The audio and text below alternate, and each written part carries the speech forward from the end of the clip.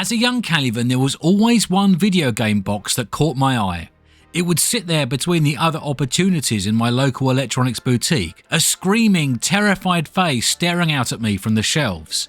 I knew it was a strategy game because it was in the strategy section, but although that face said much, it revealed very little. Young Caliban bought that game not because of a recommendation or a review, but just because he needed to know more.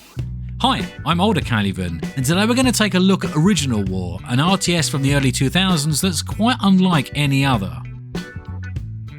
Original War is a creation of Alter Interactive, a Czech developer who would go on to be responsible for a trio of XCOM-alikes that were released in an uncomfortable period between the original series and the reboots that started in 2012. Alter wouldn't be directly responsible for many other releases, as in 2008 they would be acquired by Bohemia Interactive of Operation Flashpoint and Armour fame. First arriving screaming onto our shelves in June 2001, Original War is a hard game to summarise in a sentence. It doesn't really fit neatly into any one specific category, and as far as memory serves, there isn't really much else out there to make a direct comparison with. It's a real-time strategy game, sure, but just calling it an RTS doesn't even really scratch the surface. The closest thing I can think of is a mix between an RTS and something like Jagged Alliance. Anyway, we're getting a bit ahead of ourselves. The game opens with an introductory cutscene and some voiceover. The short version is that at the tail end of the First World War, some American troops in Siberia discovered an extraterrestrial time machine and a magical wonder material that goes with it called Cyberite. If you were wondering what 40,000 soldiers from the good old US of A were doing in Siberia in 1918, you could ask then President Woodrow Wilson. Although the answer would be pretty long and involve the words Czech-Slovak Legion, railway and whoops.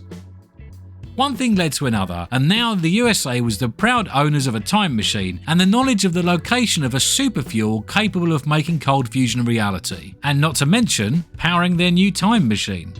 Unfortunately, all of that lovely fuel is stuck in Siberia, so the years roll on to the current day, and through some sneaky means they've managed to acquire just enough MacGuffin fuel to do a spot of time travel, but not enough to do anything else.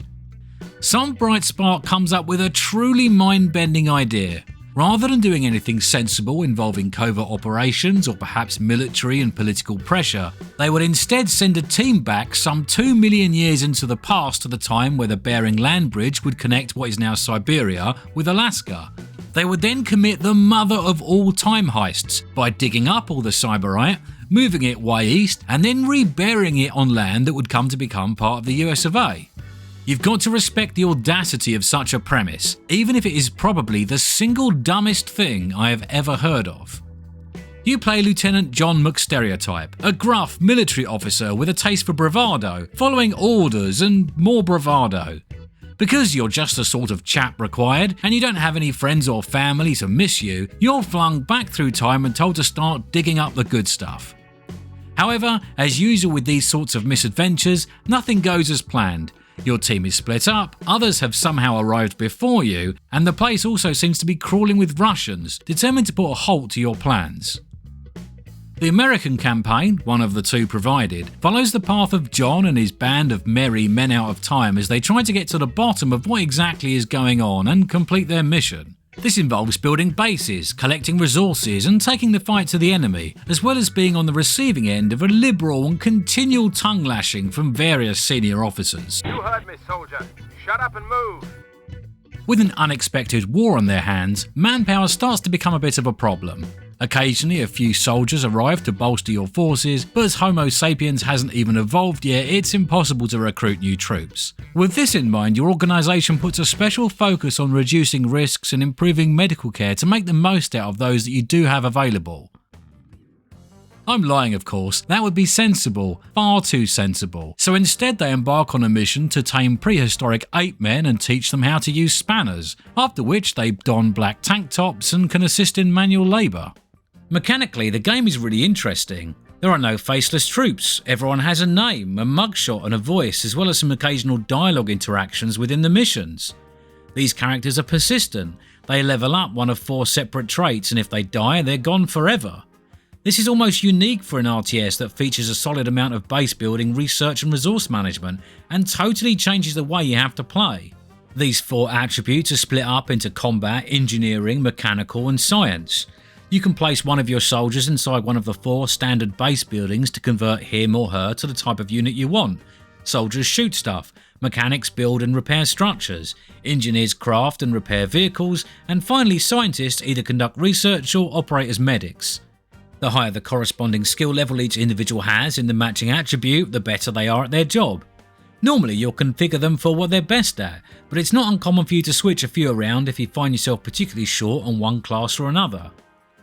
Pretty much everything is faster when you've got more people working on it. Multiple scientists, mechanics or engineers can get everything researched, repaired and constructed in record time. Most things need to be manned, not just the defensive turrets and vehicles, but also the construction and research buildings. Switching up job roles allows you to focus on one particular important area when it's the most pressing. The character persistence and frequent micromanagement makes it a very fiddly game to play. You don't really want to lose anyone, let alone half a squad in a glorious charge, which has a tendency to really put the brakes on any sort of rapid or dynamic decision making. You find yourself doing a lot of careful scouting, movement and short-term retreats so you can get everything repaired and everyone healed up before the next push. This makes for a very slow experience, not just because you can vary the game speed or pause to issue orders, but because everything generally happens at a snail's pace. Unless it's a massively one-sided battle, vehicles and defensive structures seem to take forever to lose hit points, and sometimes you can hardly see the health bar move at all. Unit movement can be described as leisurely at best and glacially slow at worst, which alongside the diabolical vehicle pathfinding pours more starch into an already overly thickened pot. All of these issues add up to a slightly frustrating and generally unsatisfying combat experience. It's partly due to game design decisions and partly due to technology of the time, but either way it hasn't aged particularly well. I don't think I would go as far as calling this side of the game terrible, as I've certainly seen worse, but I think it's fair to say that the mechanics of the actual combat are probably the weakest part of the game. The vehicle mechanics are also particularly interesting. As well as needing a driver, everything needs fuel, which is a pretty rare thought in these sorts of games. Early on there are 2 options, solar power and internal combustion. Solar vehicles are generally lighter but get their energy from the sun, although it isn't enough for constant usage. While they are stationary, their batteries charge up, and while they're moving, those same batteries drain. Combustion vehicles need fuel in their tanks. They have much better continuous range than their solar cousins, but you do need to return them to base to refuel every now and again. You've also got to build some extraction towers to get at that oil.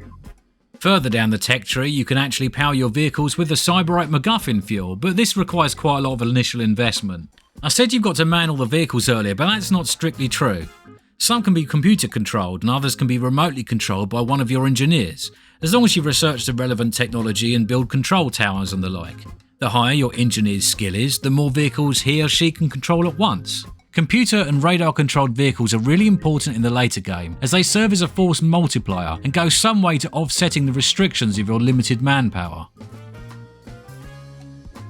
There are no preset vehicle designs, but instead each vehicle consists of 4 components: weapon, chassis, power plant and control system. The actual options you get vary depending on your research, but as an example, if you wanted a scout drone, you might pick a light-wheeled chassis and combine it with radar, solar power and a remote control system. If you wanted a tank, you would probably choose some sort of cannon module, and then a medium track chassis along with a combustion engine and manual control. This is a really nice touch and not at all out of place. It would certainly be over the top for a standard RTS, but with a game that has so much individual depth, it feels just right. You can also equip them with things like bulldozers, cranes and cargo bays to really expand what you can do with your vehicles. The base defense structures work in a similar way. They are built initially without armament, but then can be upgraded with a particular weapon that best suits your needs. Like the vehicles, they can be manually controlled, computer controlled or radar controlled depending on your research. Again, this level of detail is also to be found in other base structures.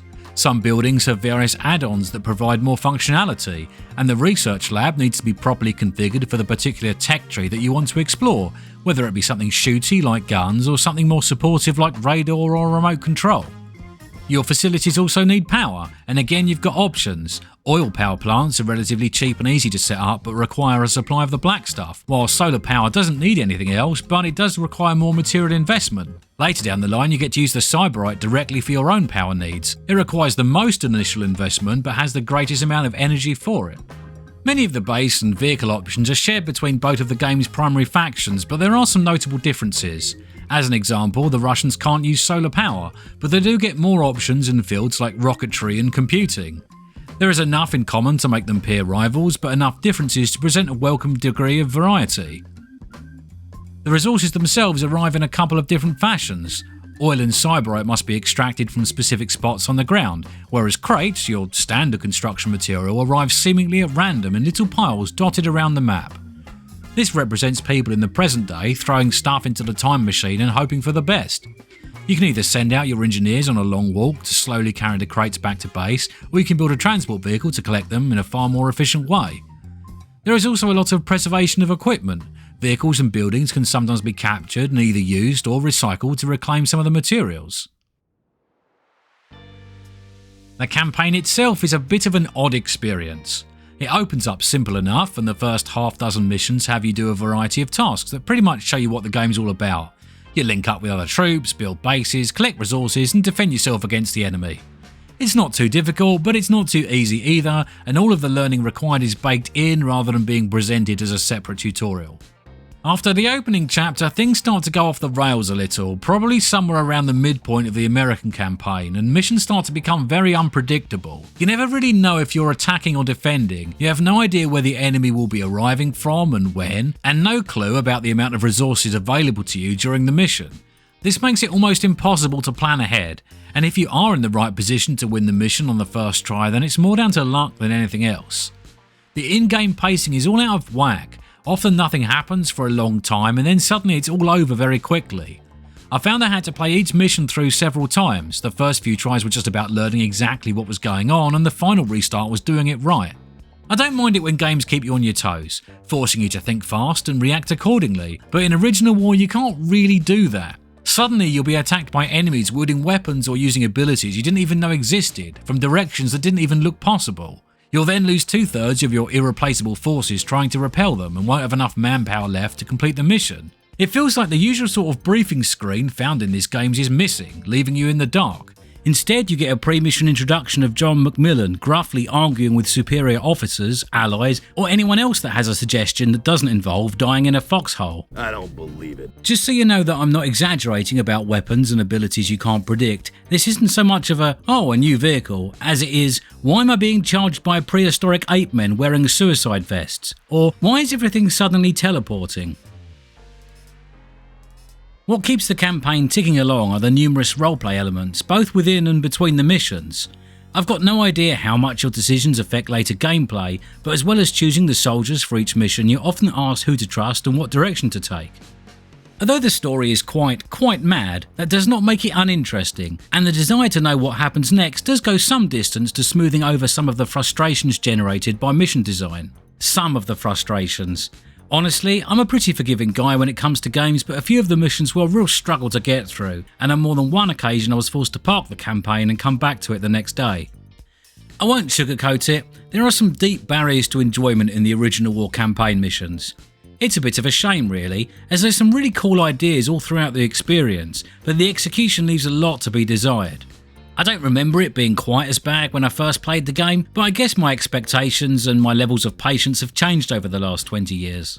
There is also a full Russian story campaign of similar length to the American one, and although I don't want to go into much depth with either, I think it's safe to say that time travel must have consequences, and those consequences are the catalyst for the second story. There is also a third faction that appears in both the American and the Russian campaigns, be it around a non-specific Arab nation. I'm told that this was originally planned as a more fleshed out and playable option that was later cut from the game, probably due to constraints on development time. However, there were enough assets and code within the system that modders were able to recreate it as a playable nation for the multiplayer games. Personally, I find Original War to be a classic example of Eastern European video game development from this period. It's got all of the hallmarks: mad creativity, very detailed gameplay, a rich feature set, a high degree of complexity, obvious budgetary constraints, and some very generic dialogue and characters that probably lost any nuance they had during the translation process. All this is what makes the game really interesting. It's not a clone of another more popular game, nor is it a simple evolution of something like Warcraft, Red Alert or Age of Empires. It's an RTS, sure, but it's very much its own game, a unique entry into a genre that at that time was being flooded with many unremarkable and forgettable entries. These factors are why the game is fondly remembered by many and still played today by a dedicated few.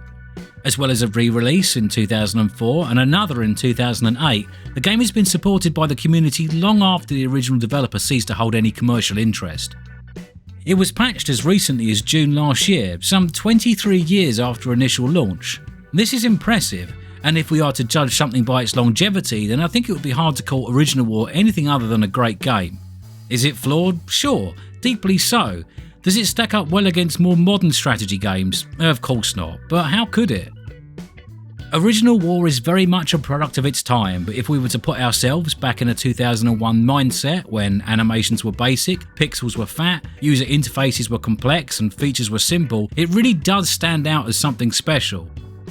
It's interesting, innovative, distinct and a little bit mad, all of which come together to make a truly unique experience, one that a young Caliban much enjoyed and a much older Caliban is glad to have revisited some 20 years later.